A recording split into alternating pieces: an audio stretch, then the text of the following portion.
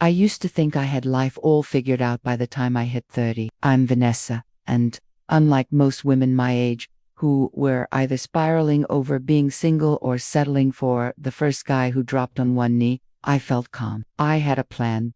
That plan was Marcus, my backup. Before we dive into this story, don't forget to hit that like button and subscribe to the channel. Now, let's get into it. We dated for 4 incredible years before life got in the way. He moved to Dallas for a job, while I stayed behind in Houston.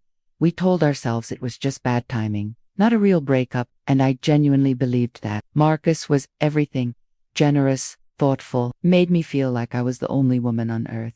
You don't throw that away just because of geography. Even after the split, we kept in touch. Nothing crazy, just messages here and there, checking in, making each other laugh. He'd get protective when I mentioned dating, and I'd send him little glimpses of my life to remind him what he was missing. It was subtle, strategic. I wasn't desperate. I was holding space, because deep down, I was sure we'd find our way back to each other. No one else ever came close. I tried dating, had a somewhat serious boyfriend once, but it never measured up. That guy lacked ambition, couldn't plan a date to save his life. Meanwhile, Marcus used to surprise me with weekend getaways and 5-star dinners just because he set the bar. So when the rebound guy fizzled out, I wasn't even heartbroken, just more convinced that Marcus was the one, just temporarily misplaced. Even though we were living in different cities, I imagined that eventually life would realign. Maybe he'd come back to Houston. Maybe I'd go to Dallas when the love is real. Details sort themselves out.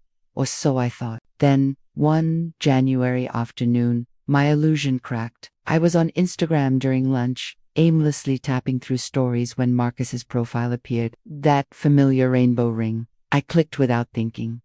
And there she was. A blonde girl in his kitchen, flipping pancakes, wearing his shirt, tagging the location as home dinner. Her name was Ivy.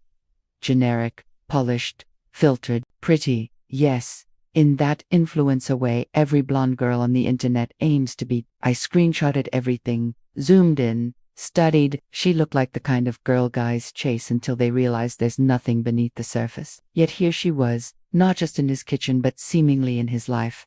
And Marcus, he reposted her story.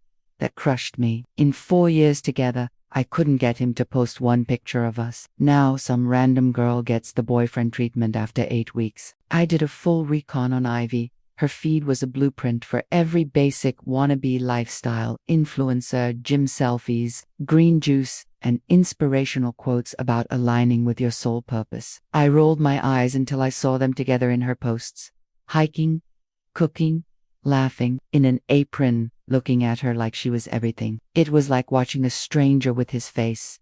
I tried not to spiral. I liked his posts, commented more, sent him old memes we used to laugh at, but his replies were slower, less animated. He stopped FaceTiming, said he was with friends, and I knew that meant her. Still, I clung to the idea that she was a passing phase.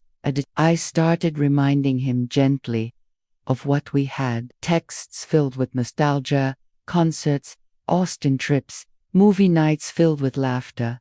And for a while, it seemed to work. He'd open up, reminisce, almost like he was drifting back. But then he'd ruin it. Ivy's never seen Breaking Bad. Can you believe that? Or Ivy and I tried that new sushi spot. I wasn't jealous. Not exactly. I pitied her. She was just a placeholder, right? But then Valentine's Day happened. Marcus, the guy who once told me Valentine's Day was a scam created by card companies, posted a whole romantic setup for her. Candles, rose petals, handmade dinner. The captain read, "For the woman who makes every day magical." I wanted to scream. That was our word. Magic. What we had was magic. She was just ... convenient. So I changed tactics. Started posting more glowing photos from nights out. Subtle shots hinting at male attention. Not to seem taken, but to signal that I wasn't exactly waiting around.